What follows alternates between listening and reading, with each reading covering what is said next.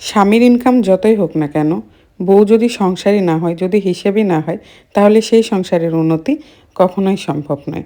দেখুন না, কেউ হয়তোবা মাসে ১,০০,০০০ ইনকাম করে, তারপরও সেই সংসারের কোনো উন্নতি নেই।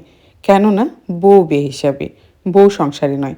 আবার দেখুন কেউ মাসে ২০,০০০ ইনকাম করছে, সেটা দিয়ে সংসার দিব্যি চালাচ্ছে, আবার সেখান থেকে একটু একটু করে সঞ্চয় করে সংসারের উন্নতিও করছে। তো আসলে কি সংসারের উন্নতি পুরুষ মানুষের ইনকামের উপর নির্ভর করে না, বউ কতটা হিসাবি তার উপর নির্ভর করে।